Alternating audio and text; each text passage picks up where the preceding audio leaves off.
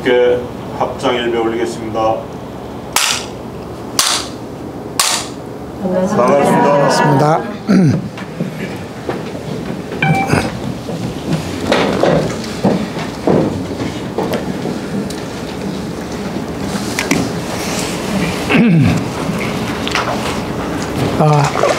소리가 들릴까요?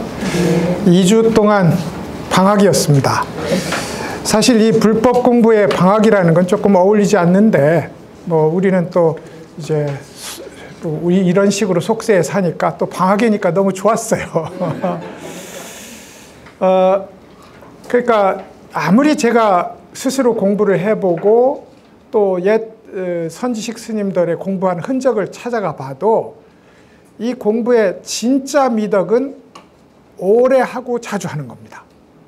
이만한 미덕은 다시 없다. 오래 하는 것, 자주 하는 것. 그것이 이제 그러면 그 과정에서 길도 바로 잡아지고 수행력도 높아지고 미혹도 깨지지, 진리가 따로 있어서 우리가 어떤 요행수로 진리를 발견하기는 사실 불가능에 가깝다. 그러므로 이제 잘 몰라도 말이죠. 염불이 뭔지 잘 몰라도 하다 보면 염불이 뭔지 알게 됩니다. 다만 이렇게 공부를 하니, 불교대학에 와서 공부를 하니 공부하는 내용이 무엇인지를, 왜 공부해야 되는 것인지를, 이 공부의 기술이 우리를 어디로 데리고 가려고 하는 것인지를 개념 잡는 일은 필요합니다. 그럼에도 불구하고 진정한 미덕은 오래, 자주. 이게 중요하다고요. 얘기 하나 해드리자면, 이제 염불할매라고 불리는, 중국어로 파파니까 이게 할매거든요. 염불할매라고 불리는 할매가 한 80년 동안 지극정성으로 아미타불 염불을 했어요. 그래가지고 이제 마지막 돌아가실 때 염불 10번만 하면, 원효 스님이 그랬거든요. 돌아가시기 전에, 목숨 떨어지기 전에 염불, 아미타불 10번만 하면 극락 간다고 했는데, 이 할매는 염불 할매라고 불릴 정도로 그야말로 평생을 염불을 했으니 안심을 하고 저승에 딱 갑니다. 그래서 염라당이 이제 보면 딱 알거든요. 장부 가져오나마나 저울 재나마나 보더니 지옥, 이렇게 판정을 하는 거예요. 그래가지고, 아니 이 양반아, 내가 지금 평생을 염불을 하고 부처님이 약속한 일을 철석같이 믿으며 염불을 했는데 지옥이라니 그게 무슨 말씀이냐. 그러니까 그러면 한번 검증을 해보자. 그래가지고 이제, 자, 검증 자료를 좀 가져와라. 그러니까 수레가 한 대, 염불이 가득 실린 수레가 한 대, 두 대, 세 대, 이렇게 해서 80대가 쭉 들어오는 거예요. 이제 이 염불 할매가 뿌듯한 겁니다. 봤지? 이거지요. 자, 그러면 이제 시작해보자. 이러니까 이제 옥졸들이 키를 들고 말이죠. 이렇게 하는 키, 곡식, 검불 날리는 키를 들고, 이 염불 할매의 염불을 키에 얹어서 이렇게 하니까 전부 껍데기만 나오는 거야. 전부 껍데기고 전부 먼지고, 그야말로 80대의 수레를 다 키질을 했는데 하나도 남지 않은 거예요. 봤지? 그러니까 지옥이다. 근데 저쪽에서 졸개 옥졸이 하나 있다가, 대왕마마 잠깐만요. 그러니까 왜? 그러니까 요 검불 속에 하나 이상한 이 알갱이가 하나 있습니다. 그래가지고 이제 알갱이를 이렇게 가져왔어요. 이 알갱이가 뭔고 하고 보니, 이 염불 할매가 이제 말하자면 고심정사를 열심히 다녔는데 매일 껍데기 염불을 하다가 어느 날 마당 앞에 삼나무에 벼락이 꽝 떨어지는데 나도 없고 아미타불도 없고 아미타불 염불도 없는 자리에서 그저 입속에서 아미타불 나온 거예요. 요게 알갱이 하나가 돼가지고 그러면 지옥 면제 이렇게 됐다는 거예요. 그런데 이제 그래서 실제로는 제가 자주 오래 해야 된다고 말했는데 이 말과 위배되는 것 같지만 실제로는 이 한 알갱이의 실속을 얻기 위해서 80대분의 껍데기 수레가 필요했을 수도 있습니다. 그 80대분의 껍데기 수레가 없다면 한 알갱이의 염불이 과연 있을 수 있느냐 이 말입니다. 진실한 믿음도 우리가 정신없이 하다가 어느 순간에 이거구나 하고 발견하게 되는 거지. 세속살림 막 생멸 탐진치 하고 살다가 갑자기 그래 부처님이 여기 있구나 이렇게 볼 수는 솔직히 말하면 없는 겁니다. 그런 의미에서 우리에게 정말로 차선이긴 합니다만, 지금 당장 눈 뜨는 것에 비해서는 차선입니다만, 그럼에도 오래 자주 이것이 무엇보다도 최우선시되는 그런 삶이 이제 불교 공부하는 사람의 입장이 아닐까, 이제 이렇게 생각을 하면서 저도 방학을 보냈습니다. 오늘도 이제 재미있지만 어려운 얘기, 서유기의 에피소드 2개를 가지고 우리 공부가 어떤 방향성으로 나아가야 되는지에 대해서 한번 살펴보도록 하겠습니다. 이제 황금 눈썹을 한 요괴 이야기입니다. 첫 얘기는 황금 눈썹. 이제 이 얘기만 가지고도 몇 시간을 얘기해야 되지만 우리가 이 종강이 임박해 있으므로 막 갑니다. 그래서 이것도 오늘 30분, 40분 안에 끝낼 거예요. 그래서 황금 눈썹을 한 요괴 이야기입니다. 이제 삼장법사가 손오공 일행과 쭉 서천 여행을 하는데 어느 곳에 가니 그야말로 신령한 기운이 넘치고 소위 부처님 광명으로 가득 찬 한 세계가 열리는 거예요. 그래서 와, 저기가 부처님 세계가 아니냐. 그러니까 손오공이 제가 부처님 계신 곳을 얼마나 여러 번 갔다 왔는데 저런 곳이 없었습니다 하고 단언을 하는 거예요. 근데 떡 가보니까 간판에 부처님이 사는 절이 서유에서는 뇌음사였거든요. 우레소리 절이에요. 우레소리의 법문이 일어나는 절이라는 간판이 보이는 거예요. 그래서 야, 여기 맞지 않느냐? 근데 스님 자세히 보십시오. 그 앞에 작은이라는 말이 붙어 있지 않습니까?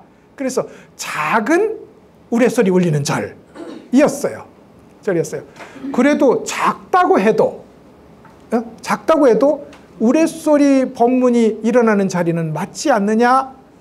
이렇게 반박을 합니다. 여기서 늘 걸려요. 이 서유기에서 말하는 모든 장애 혹은 요괴는 내가 성취한 혹은 어떻게 하여서 만나게 된 부처님다움. 근데 그게 퍼센티지가, 순도가 떨어져요. 그 순도가 떨어지는 자리에 이만하면 됐다 하고 뿌듯함을 느끼는 자리가 요괴가 나타나는 자리입니다. 요괴가 따로 있지 않고요. 내 스스로 자신이 성취하거나 체험하게 된 경계에 대해서 좋게 생각하고 집착하는 마음이 일어나면 이게 요괴다 이 말입니다. 그래서 작은 뇌음사라는 건 애초 요괴입니다. 애초 요괴. 그래서 가보니 과연 눈썹이 황금으로 되어 있고 온몸에 광채가 나는 부처님이 하나 전당의 한가운데 앉아 있는 거예요. 그러면서 그래 동방에서 온 삼장법사가 왔느냐 하고 부처님 행세를 하는 겁니다. 그때부터 8개 삼장법사 사오정은 정신없이 일보일배 부처님 섬기는 마음으로. 근데 손오공이 가만히 밝은 눈으로 보니 저게 부처님의 껍데기를 한 요괴인 거예요. 그래가지고 어디서 이 부처님 흉내를 내느냐고 이제 여의봉을 들고 덤비는데 요괴에는 막강한 무기가 하나 있었습니다. 그게 황금으로 된 바라였는데요. 바라 아시죠? 불교 심벌주. 이렇게 2개의 판이 있어요. 요즘도 어느 절에 가면 바라춤 춥니다.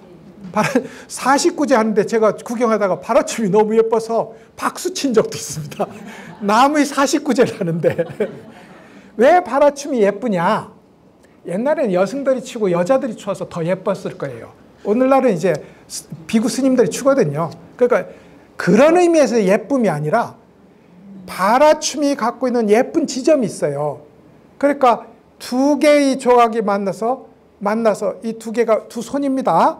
2손이에요. 2개의 조각이 만나서 하나로 합쳤다가 이렇게 떨어지면서 이 소리가 만방으로 퍼져나가는 이 철학적 메시지가 여기서 끝나지 않고 이러면 이게 이제 상구보리야. 이게 하나로 만나는 자리, 이게 선정이고요. 상구불인데 상구불에서 끝나지 않고 내 상구불이를 이렇게 온 중생에게 풍겨주는 이 일이 너무 감동스러워서 박수치다가 혼났어요. 째려보더라고 이렇게. 남은 지금 슬퍼 죽겠는데. 그 얘기입니다. 그래서 이제 손오공에게 황금발을 탁 던져서 손오공이 바로에 가둬요. 그러니까 이제 손오공이 72가지 변신술이니까 몸을 하늘만큼 키워봐도 발아도 하늘만큼 커지고, 몸을 좁쌀만큼 작게 해봐도 발아도 좁쌀만큼 작아져서 어떻게 해볼 도리가 없는 거예요. 여의봉을 깃발처럼 세워서 이걸 끝없이 늘어나게 해도 얘도 천막처럼 끝없이 늘어나면서 틈을 보이지 않는 겁니다. 그래서 이제 손오공이 야, 죽을 노릇이구나 하고 이제 그 속에 갇혀서 꼼짝을 하지 못하는데, 밖에 이 삼장법사를 호위하는 여러 호위신들이 있는데 그 중에 전에도 한번 말씀드린 아제신이 있습니다. 우리 아저씨 신이 아니고 아제, 바라아제, 바라승아제, 이게 신이에요. 왜냐하면 생각해 보십시오. 우리도 너는 좋고 나는 싫어, 뭐 이건 좋은 거 이건 나쁜 걸 아제, 바라아제는 모두 평등한 둘 아닌 자리로 데려가는 힘이 있습니다. 그렇게 약속한 거거든요. 아제, 바라. 그래서 아제 신이 5명이 나와요. 5명이 나오는데 보세요. 아제, 바라아제, 바라승아제 4명이네. 4명 더하기 마하바냐 바레밀이니까 마하아제가 하나 더 붙습니다. 그래가지고 5명의 아제씨 나와요. 아제씨 나오는데 그 중에 제일 큰 아제씨는 마하아제겠죠.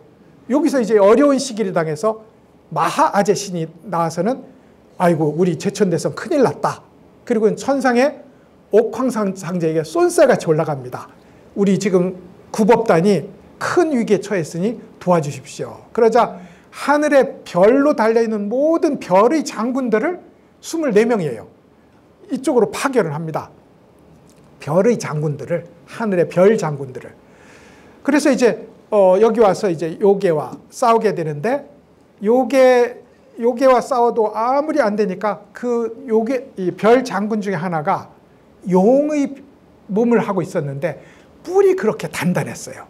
그래가지고 이 뿔을 가지고 이 두 바라에 맞는 틈 사이로 자꾸 밀어넣는 겁니다. 처음에는 꿈쩍도 안 하다가 용이 변신의 귀재니까 얘가 물러나면 자기도 물러나고 계속 실랑이를 하다가 뿔이 요만큼 들어갔어요. 요만큼 들어가니까 손오공이 뿔이 들어온 걸 눈치채고 송곳으로 거기다 요만큼 구멍을 뚫고 자기가 제일 작은 게 뭐예요? 모기 눈썹에 사는 벌레로 변해서 그 용신의 뿔 속으로 들어가요. 이제 뿔만 빼면 되는 거잖아요. 그래서 이제 뿔을 빼서 황금바라에서 탈출을 하게 됩니다. 황금바라를 열고 나온 게 아니고 용의 뿔을 통해서. 화가 얼마나 나겠어요. 그래가지고 여의봉을 들어서 이 바라를 박살을 냅니다. 그래서 이 바라가 박살나는 소리에 요기가 깜짝 놀라서 와보니 천상의 신들과 손오공이 그렇게 떡하니 있는 겁니다. 그래서 이제 그야말로 경천동제의 싸움을 하다가 허리춤에서 이만한 포대를 꺼내요.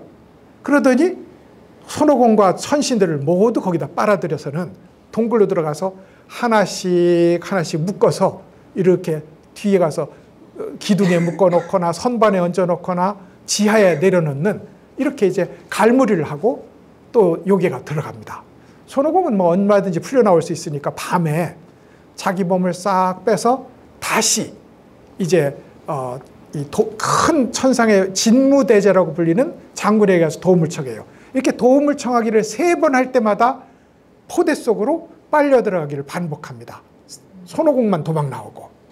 그러니까 이 난관을 어찌할까 하는데 배가 뚱뚱하고 머리가 벗겨진 이상한 부처님이 하나 있어요. 그게 뭐예요? 예, 배불뚝이 포대화상. 중국에서는 이가 미륵불이라고 봐요. 미륵불이라고. 그러니까 배불뚝이 포대화상이, 우리는 이 포대화상 신앙이 별로 없었어요. 근데 중국에는 포대화상이 인기가 관세음보다 높습니다. 인도도 일본도 포대화상 인기가 높아요. 저 기념품에 많이 팔거든. 근데 우리는 그냥 약간 수입물로 요새 그렇게 괜히 어떤 절에 포대화상을 모셔놨으면 이 절의 정통성에 대해서 약간 의심이 가는 우리 입장은 좀 그렇습니다. 어찌됐든 그 포대화상이 나타나서는 저 요괴가 내가 관리하는 우리 소천축에서 종을 치던 이 상조였는데 얘가 내가 잠깐 어디 외출한 틈에 종치는 막대기하고 법회에 쓰는 바라하고 그리고 내가 들고 다니던 포대를 들고 탈출을 해서 이 말썽을 부렸다. 그래서 너랑 같이 저 요괴를 잡으러 가자. 어떻게 잡으면 좋겠습니까? 그러자 내가 네가 가서 저 요괴하고 싸우되 이기지 말고 도망와라.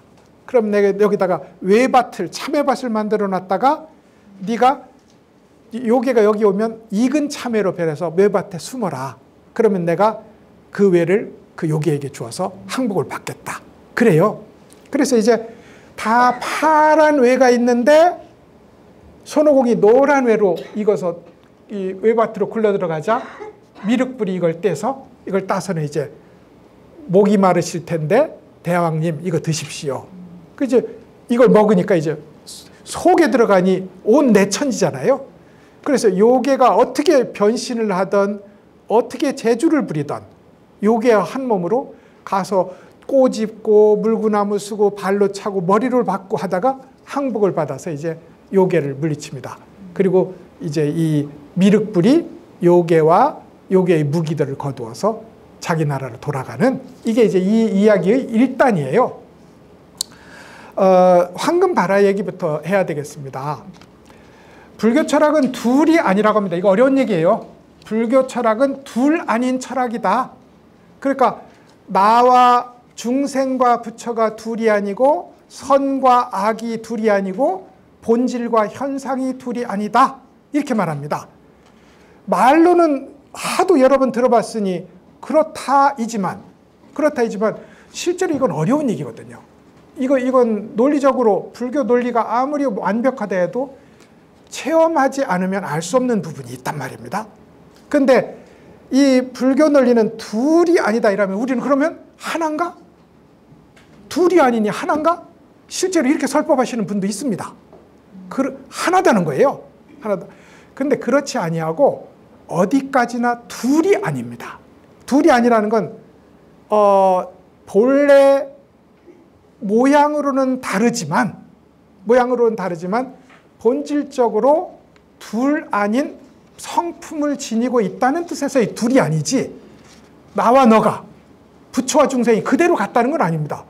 중생은 중생 살림하고 부처는 엄연히 부처 살림하는데 어떻게 같습니까? 달라요. 본래 깨달음은 동일하다고 하지만 깨달은 사람은 깨달음과 하나가 되어 살고 깨닫지 못한 사람은 본래 깨달음을 캄캄하게 모르고 어두운 미혹 속에 산다고요. 다른 겁니다. 달라요.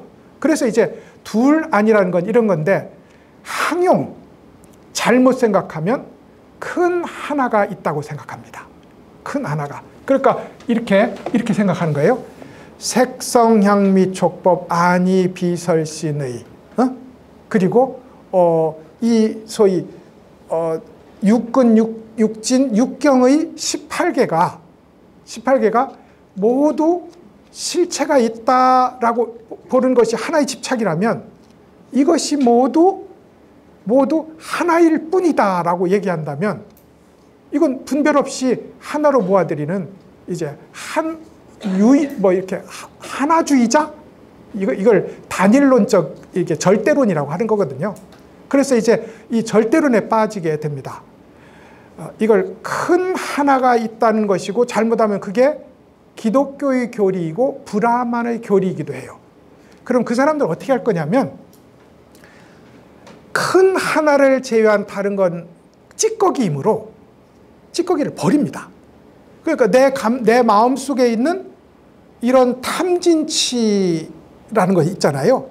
쉽게 말해서 탐진치를 버리고 개정회로 가려고 하잖아요, 우리가. 그럼 계정이가 있게 되는 거예요. 근데 그게 아니라 탐진치를 바로 보면 그 바로 보는 자리가 계정입니다. 중생의 미혹을 바로 보면 바로 보는 자리가 부처지 부처가 따로 있지는 않단 말입니다. 그런데 하다 보니 부처의 자리를 따로, 궁극의 자리를 따로 설정하는 것이 우리의 보통의 사고방식이에요. 그래서 이제 지금 우리가 갖고 있는 이 티끌 같은 것, 이것을 버리고 아주 고귀한 다른 것을 취하려고 나가는 것이 일반적 어떤 움직임이고, 이게 하나로 뭉쳐져서 떨어지지 않는 바라로 상징이 됐어요. 이 바라는 만나야 되지만 이러면 이게 하나입니다. 그러면서 동시에 만음으로 펼쳐져야 되잖아요. 그래서 하나와 만음이 둘이 아닌 자리, 이게 바라가 보여주는 거거든요. 이게 근데 이렇게 만나서 안 움직이면 얘는 바라가 아닌 거예요. 집착이지. 바라춤이 그렇게 생긴 거거든요. 얘가 집착인 거예요. 하나와 만음의 둘 아닌 관계를 실천 못해서 흔히 우리가 알기 쉽게 색즉시공, 공즉시색이 실천이 안 되는 겁니다. 그러니까 이게 장애가 되는 거고, 요게 이게 이제 무기가 되는 거예요. 그러면 이걸 빠져나오는 이 용이, 이건 뭐 수행의 과정을 얘기한 거예요. 흔히 무쇠소의 모기가 바늘을 꼽듯 한다, 수행하는 걸 이렇게 하거든요. 안 꼽혀요. 무쇠소의 피를 빨아먹기 위해서 모기가 침을 꽂아, 주둥이 꽂아, 안 꽂아진다고요. 그래도 계속 거기다 오늘 뚫어봐야지, 내일도 뚫어봐야지 하고 끝없이 무쇠소의 바늘을 꽂는 모기의 행위를 가지고 이 우리 수행을 비유하거든요. 그러면서 이 소위 천신에서 내려온 손오공을 돕는 용이 끝없이 이 틈을 비집고 뿔을 비집어 넣으려고 하는 요 행위가 수행의 행위였어요. 요 얘기를 길게 하면 복잡하니까.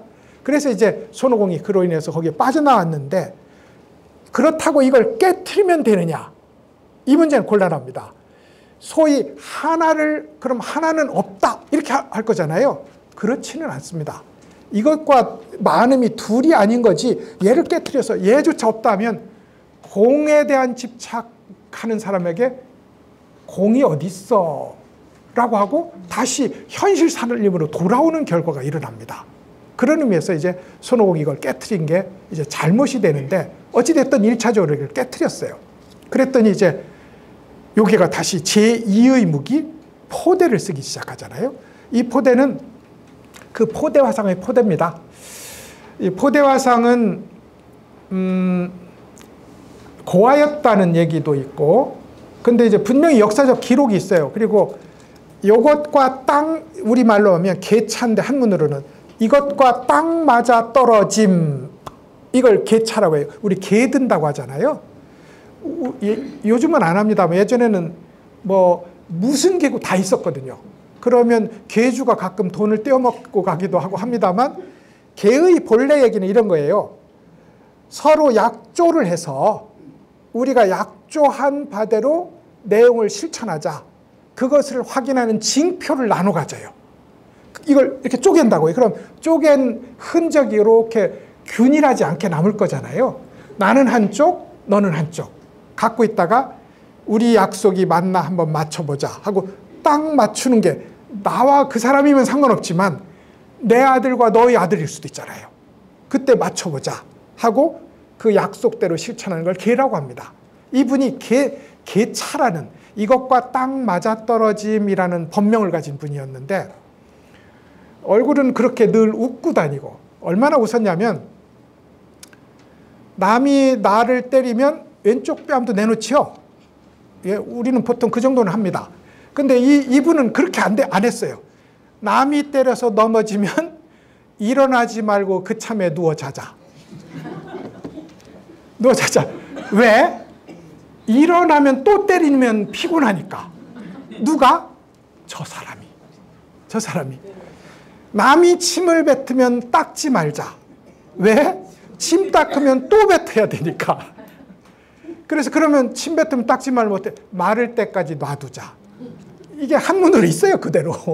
한문으로 남이 나를 때려서 넘어지면 넘어진 김에 자자. 남이 침을 뱉으면 닦지 말고 말리자. 이 정도의 소위 인욕과 낙관적 수용. 불교는 이런 것들이 있거든요. 소위 부처님도 인욕선인이었잖아요. 욕됨을 참는 법에는 여러 가지 차원이 있어요. 남이 나를 뺨을 때리고 침을 뱉는 걸 참는 것은 초보적 참음입니다. 내 마음속에 원망이 일어나지 않는다는 겁니다. 그런데 나한테 즐거움이 와도 즐거움 그대로, 나한테 괴로움이 와도 괴로움 그대로, 해가 떠도 해가 뜬 그대로, 더위가 와도 더위가 온 그대로 있는 것을 도장 찍듯 받아들이는 것, 이걸 참을 인자로 표현합니다. 참을 인자로. 그러니까 이 참음이라는 단계는 그래서 2가지 참음, 3가지 참음, 4가지 참음, 7가지 참음, 8가지 참음이 굉장히 많아요. 핵심은 이 세상에 돌아가는 인연의 톱니바퀴와 내 개인적 삶의 톱니바퀴가 착 물려서 하나도 어긋나지 않을 때까지 오는 대로 수용하기. 무슨 말씀인지 알죠? 오는 대로 받아들이기. 이게 참음의 핵심입니다. 참음의 핵심. 근데 이는 그렇게 이제 잘 수용을 했어요. 근데 이 포대를 들고 다니면서 보는 건 먹어 달라고 했습니다. 맛있는 걸 만나도 이거 하나 주세요. 그래 놓고 나서 먹는 거면 먹다가 요만큼 남겨가지고 요 포대 속에 넣고, 개똥을 만나도 이거 저 주세요. 이거 개똥도 넣고, 나무떼기도 넣고, 모든 만나는 걸 다 이 자기 포대에 넣는 거예요. 그런데 그 포대는 늘 가지고 다니면서 누가 여기에는 필요 없었지만 저쪽에 가니까 개똥이 딱 필요한 사람이 있어. 그래서 손만 넣으면 개똥이 잡히는 거예요. 그래서 가장 필요 없는 방식으로 들어간 포대 속에 들어간 물건이 가장 필요한 자리에서 최고로 적절한 현장에 척척척 나와요. 그래 끝없이 집어넣었는데 끝없이 비어 있었어요. 이 포대화상의 포대가 말이죠. 그래서 이제 이 포대를 메고 그야말로 색즉시공 공즉시색, 끝없이 채워지만 끝없이 비워지는 이 소위 인연에 맞춰서 받아들이고 인연에 맞춰서 내어주는 이런 삶을 사는 것이 포대화상의 생애였는데 이 요마의 포대는 도망가는 사람들을 잡아놓는 거예요. 도망가는 사람. 참외 익기 전에 먹는 거예요. 익기 전에 참외를 먹을 수는 없잖아요. 근데 도망다니는 인연을 나하고 인연이 아닌데 쫓아가서 맺을 수는 없거든요. 근데 내 인연이 아니고 내가 생각하는 도의 성취라고 하는 것을 쫓아가 다니면서 그것을 포대 속에 담아다가는 꼭꼭 묶어서 내 서랍장에 하나하나 진열을 합니다. 진열을 해.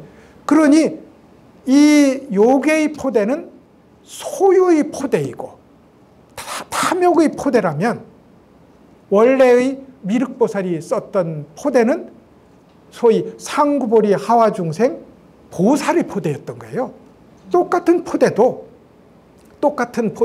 이렇게 쓰기에 따라서 사람됨의 입장에 따라서 이렇게 다르게 쓰인다. 이런 얘기가 이제 여기에서 포대 얘기에 나오게 됩니다. 근데 이제 이 포대에 담는 행위는 이런 겁니다. 포대에 담긴 사람이 전부 천신이고 위대한 장군이고 위대한 도인들인데 왜 포대에 들어갔는데 하나씩 꺼낼 때는 꼼짝 못했을까? 꼼짝 못한 게 뭐냐면 뼈가 노골노골해진 거예요. 포대 속에 들어가면 기력을 상실하고 그래서 저항할 능력을 잃어버리는데 이게 이런 겁니다. 우리가 지금 당장이라고 해도요, 공이잖아요. 이 소위 만사만물은 공이지 않습니까? 그러니 만사만물이 공이라고만 생각하면 말입니다. 용기가 나겠어요? 애써서 할 일이 뭐 있어요? 공인데? 애써서 할 일이 하나도 없는 겁니다. 그러면서 그냥 공에 맡겨버리는 무기력한 공에 대한 집착이 일어나요. 그리고 그걸 편안함으로 위장합니다. 편안함으로. 근데 우리 대승에서 그렇지 않거든요. 그래서 이 모든 것이 실체가 없지만 인연으로 만나서 일어난 이 인연의 현장은 바로 부처가 나타나는 현장이기도 합니다. 최고의 정성으로 부처를 만나야 되잖아요. 그래서 우리는 늘 공인 동시에, 그러니까 본질적으로 공이지만 현실적으로 만 가지의 인연이 치열하게 자기 꽃을 피우는 현장인 거예요. 감탄해야 되고 꽃을 피우기 위해서 물 뿌려야 되고 필요한 일을 해야 되는 겁니다. 그래서 대승보살은 바빠요. 이걸 이제 우리 불교에서도 강조하려고 이런 걸 잊지 않으려고 이런 걸 합니다. 아침에 이제 예불을 할 때는 큰 절에 가면 그렇게 해요. 대웅전에서부터 예불을 합니다. 그 다음에 이제 관음전으로 가고 관음전 이렇게 지장전으로 가겠죠. 그 다음에 관음전 지장전이 가면 아래 예불도 할 수 있거든요. 산신각, 용왕전 이런 데도 할 수 있거든요. 이렇게 내려가요. 이 얘기는 뭐냐면 본질적으로 이렇게 합한 것에서, 이 발아춤에서 합한 것에서 만 가지의 현상으로 다 퍼져나가는 것이 대웅전 한 점에서 관음전, 지장전 이렇게 전각으로 퍼져나가고 거기서 다시 퍼져나가는 소위 본질에서 현상으로 퍼져나가는 일이 예불에 있어요. 전쟁에는 거꾸로입니다. 각 전각에서 시작한 예불이 대웅전으로 올라와요. 그리고 대웅전 예불을 끝으로 딱 끝납니다. 이게 예불인데 이게 그런 겁니다. 본질에서 현상으로 퍼져나가는 것은 아침 예불이고 그렇겠죠? 자다가 일어났으니 활동을 해야 되잖아요. 그게 이제 보살의 살림이라면 저녁에는 보살의 살림을 거두고 부처의 자리로 돌아오는 일, 이게 저녁 예불이 된다고요. 탑돌이 어느 쪽으로 하세요? 탑돌이를 시계 반대 방향으로도 하고 시계 방향으로도 하지요. 여러분은 어느 쪽으로 할 겁니다. 그죠? 시계 방향으로 하죠. 왜냐하면 우요 삼잡이거든. 이렇게 돈다고. 그런데 동양에 오면 이게 두 방향 탑돌이가 있습니다. 오른쪽으로 도는 이 방향 탑돌이는 부처님에게 시작해서 세상으로 퍼져나가는 탑돌입니다. 이걸 한문으로 종체기용이라고 불러요. 체로부터 용으로 용을 일으킨다 이 말입니다. 체라는 건 본질이고 공이고 용은 색이고 현상입니다. 근데 거꾸로 돌잖아요. 시계 반대 방향으로. 이러면 여러 만 가지 현상으로부터 한 가지 부처 자리로 돌아오는 탑돌입니다. 거꾸로도 돌아요. 근데 거꾸로 도는 사람은 이제 살림 사는 사람은 아니겠지요. 왜냐하면 그 한 가지라는 건 우리한테 적극적으로 얘기하자면 죽음이기도 하거든요. 그래서 우리는 보통 부처님으로부터 세상으로 퍼져나가는 탑돌이를 합니다. 잔을 들고 제사를 지낼 때도 어느 쪽으로 돌리냐면 시계 반대 방향으로 돌려요. 예? 시계 반대 방향으로 돌리면 이 복잡한 세상살이에서 세상살이 살림을 거두고 하나의 돌아가는 자리로 이 돌아가신 분께 올리는 거예요. 거꾸로 돌리면요. 일로 나오시지요. 동양의 상징들이 이런 겁니다. 동양의 상징들이. 그래서 우리는 안 하는데 차 하는 사람들, 그거 하는 사람들 있어요.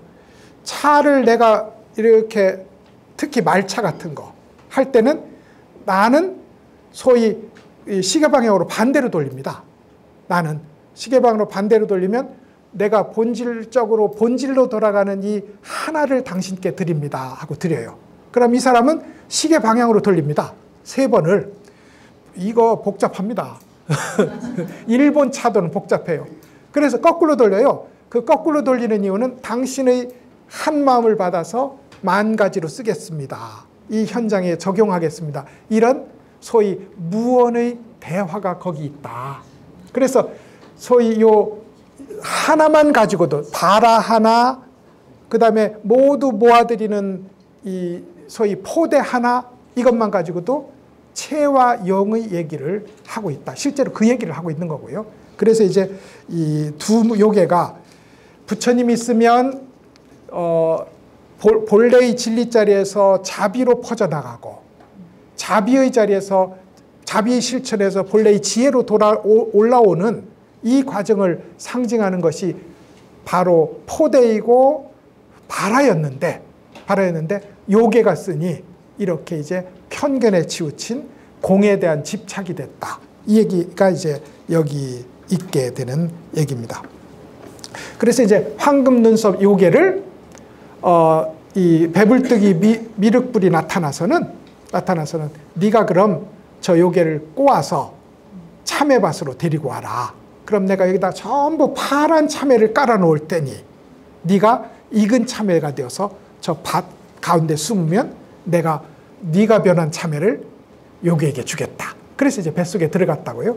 아까 미리 제가 말씀드린 것처럼 이 요괴는 이제까지 파란 참외만 억지로 먹었어요. 2년이 안 왔는데 자꾸 내 거 했잖아요. 원래 인연은 저절로 와서 내가 도망가려고 해도 나 네 거라고 진리가 나한테 옵니다. 진리를 내 거라고 하는 순간 내 거라고 주장하는 나가 있잖아요. 아무리 잡아도 내 것이 되지 않습니다. 이게 파란 참외를 따는 심정입니다. 그런데 이제 부처님이 와서 인연은 익은 인연을 따야 된다는 의미에서 이제 노란 참외를 따서 이 요괴에게 바쳐요. 요괴가 뱃속에 들어가니 관찰로 치면 뱃속에 들어가는 관찰만큼 최고의 관찰이 없습니다. 그죠? 한 몸으로 아는 거니까요. 얘가 뭐 무슨 생각하는지 어떻게 움직이는지 속에서 보면 다 보인단 말입니다. 이게 한 몸으로 관찰하기예요.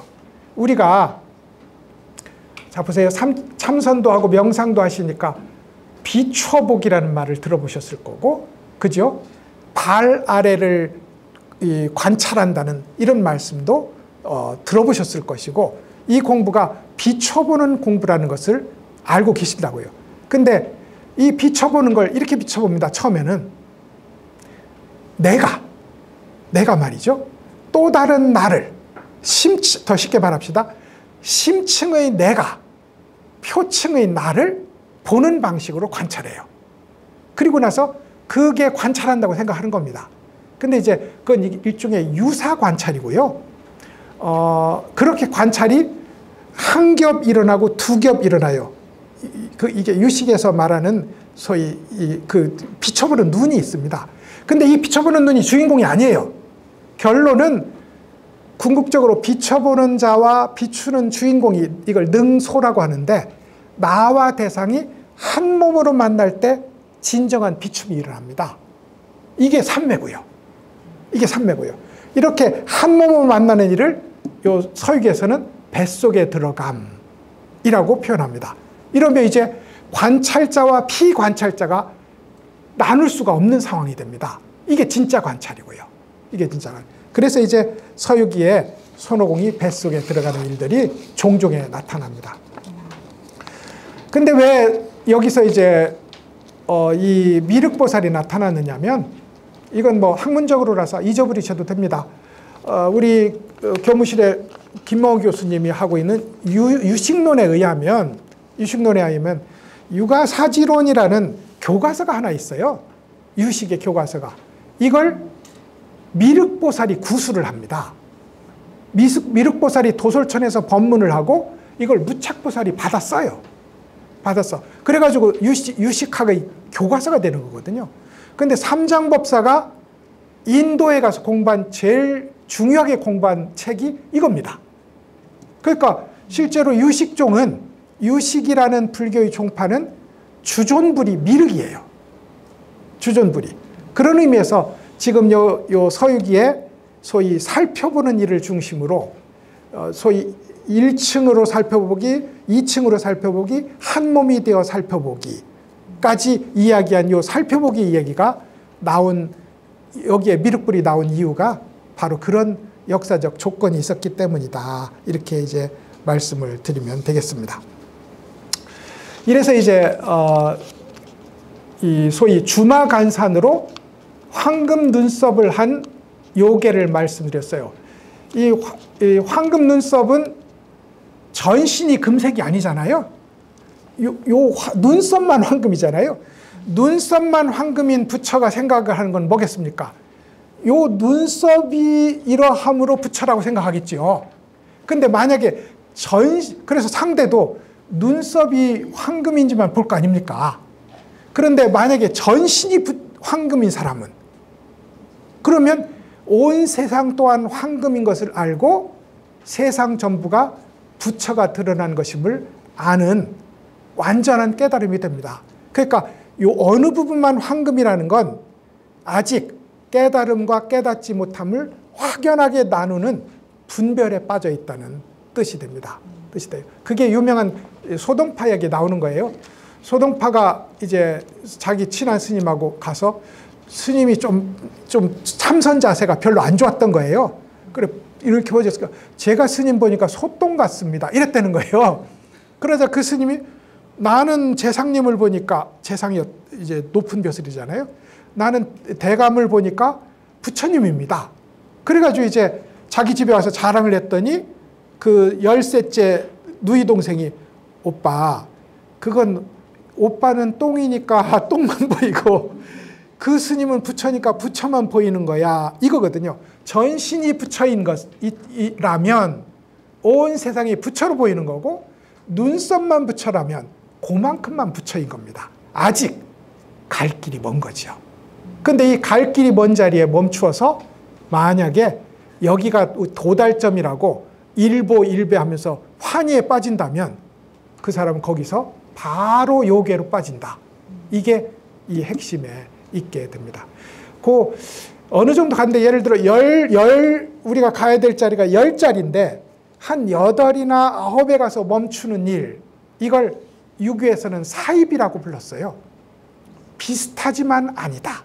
이겁니다. 말은 전부 다 부처님 말이야. 근데 어딘가 한 구석이 늘 의심스러운 것, 이것을 사입이라고 부르고요. 여기에 제가 한문으로 써놨는데 한번 나중에 살펴보시라고 제가 지금 잠깐 읽어드리겠습니다. 1페이지에 보면 한문을 써놨어요.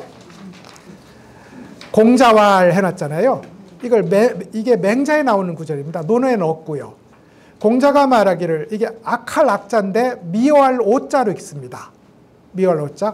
오 사입이자 비슷하지만 아닌 것을 미워한다고 말했다. 이겁니다. 비슷할 사자거든요. 비슷하지만 아닌 것을 미워한다고 말했다. 오수, 가라지라고 불리는 논에 가면 피라는 게 있어요. 근데 걔가 꼭 벼하고 똑같이 생겼어. 벼하고 똑같이 생겼어. 그래서 그냥 완전히 다르면 어떻게 해볼 텐데 벼하고 똑같이 생기니 풀을 뽑을 때마다 피해가는 겁니다. 그래서 피를 미워하며, 왜냐하면 정상적인 싹을 어지럽게 하는 것을 걱정하므로. 그 다음에 아첨하는 사람을 미워합니다. 아첨하는 사람을. 왜냐하면 옳은 정의를 어지럽게 하기 때문에. 아첨하면 그렇거든요.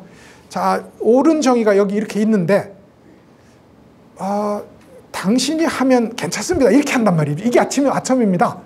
실제로는 옳은 것은 만인에게 적용되는 건데, 그런데 장관님이 하시면 괜찮겠습니다. 국회의원 당신이 하시면 괜찮겠습니다 하고 밑에서 하면 그 사람은 흐뭇해서 이 사람은 신임하겠지만 결론은 천하의 정의를 어지럽히는 일이 있으므로 미워한다, 이렇게 했습니다. 그 다음에 오이구, 빠른 입을 미워한다. 입이 얼마나 날쌘지 입만 열면 모두 해결되는 존재가 있단 말입니다. 왜냐하면 그렇게 입만 빠르게 하다 보면 결국은 신뢰를 저버리게 될 것이므로, 이렇게 해서 공기난시냐, 신뢰를 어지럽게 하는 것이 두렵기 때문이다, 이랬습니다. 그 다음에 오정성이라고 했어요. 정나라의 음악이 있었어요. 중국에 이제 중국 중원 땅에 여러 지역이 있는데 정나라라는 저 지역 사람들이 음란한 노래를 잘 불렀어. 내용도 음란하고 곡조도 음란해. 그래가지고 그 노래만 들으면 괜히 바람 피고 싶고 그런 노래를 잘 불렀어요. 그래서 이제 이걸 그때 사람들이 모두 그 노래를 부르면 퇴폐조로 전부 욕을 했는데 공자도 특히 적나라 음악을 싫어했습니다. 그래서 실제로 자기가 그걸 다 도태시키는 작업을 하기도 했거든요. 그래서 적나라의 음란한 음악을 싫어하노니 진짜 음악을 어지럽게 할까 두렵기 때문이다 했습니다. 그 다음에 보지요. 자색을 미워한다 이 말입니다. 저는 색에 약간 생명이라서 자색이 있잖아요. 보살님 가방 같은 색이 자색일 거잖아요. 근데 이 자색이 빨간색보다 사람들 눈에 더 예쁘답니다. 그냥 원색인 바른 색인 주색보다 붉을 주자 주색보다 사람들 눈에 더 끌린답니다. 그래서 자색을 미워하는 것은 바른 색깔인 빨간색을 어지럽게 만들기 때문이다. 이래서 이제 공자는 자색을 미워한다고 했어요. 마지막으로 위선적인 덕을 주장하는 사람, 이게 향원입니다. 입으로는 매일 훌륭한 얘기를 하면서 뒷공문으로는 다 덕을 망치는 일을 하는 사람들, 이게 위선자잖아요. 위선자를 미워하노니 그가 진정한 덕을 어지럽게 할까 두려웠기 때문이다. 이래가지고 미워하는 것이 이렇게 많았어요. 공자는 까다로웠어요. 저는 이제 여하튼 공자도 성인이고 부처님도 성인이잖아요. 길이 좀 다른 거지. 근데 공자는 일상적인 행동에서 정말로 흐트러지지 않음에 대한 철저한 무엇이 있었다고 봐요. 그래서 아마도 공자의 부인은 정말 힘들었을 것이다. 고기를 써는데 고기가 균일하게 썰어놓지 않으면 안 먹었어요. 그런 일이 한 가지 두 가지가 아닙니다. 한 가지 두 가지가. 그래서 공자는 그야말로 발음의 화신인데 그 발음의 화신이 안의 발음에서 저절로 퍼져나온 것이 공자였다면 나머지 선비들은 발음만 흉내는 거야. 그러니까 그게 꼴통인 거예요. 안은 바르지 않은데 겉만 바라. 그러면서 니네는 왜 안 바르니? 라고 우리한테 입을 뗄 때마다 우리는 내가 너 옛날에 안 삐딱한 거 내가 봤는데 기억하는 거예요. 전혀 인품적 교화가 있을 수 없는 발음으로 사람들에게 강요했던 것이 이후의 유학의 흐름이기도 했었어요. 다 그랬다는 뜻은 아니고요. 그래서 공자의 발음은 안에서 퍼져나오는 발음이었고 이후의 발음은 배운 발음이었다. 흉내내는 발음이었다. 그런 부분이 이제 달랐던 것 같습니다. 너무 이제 소위 황금바라 또 이 포대에 모든 것을 쓸어 담는 이 하나에 대한 집착 얘기를 주마간산으로 해드렸는데 더 쉽게 5분 사이에 해드리고 쉬도록 하겠습니다. 이런 얘기가 있었어요. 이게 제가 중국에서 만들어진 얘기인지 불교 비유담에 나오는 얘기인지는 제가 미처 확인하지 못했습니다. 근데 이제 부처님이 이제 설법을 하는데 부처님이 설법할 때는 부처님 눈만 봐도 다 깨달았어요. 그러니까 그 시절에는 복을 다 그만큼 쌓은 거예요. 부처님 시대에 태어나는 사람은 이미 수행이 익은 거예요. 그래서 이제 그런데 그때 마침 사람이 아니라 거미가 부처님 설법을 계속 듣습니다. 그러다 보니까 지혜가 점점 자라나는 거야. 그래가지고 이제 그야말로 우리로 치면 불법에 대한 믿음이 간절해져서 이제 나도 언제 공부할 수 있을까 하고 그 간절한 마음이 부처님한테 전달되었어요. 그래서 부처님이 거미한테 쓱 갑니다. 그래, 너 내가 한마디 묻겠다. 대답을 잘하면 성불시켜줄게. 그래서 이제 어떻게 물었냐면 이 세상에서 제일 귀한 게 뭐니? 우리도 생각해봐요. 이 세상에 제일 귀한 게 뭐니?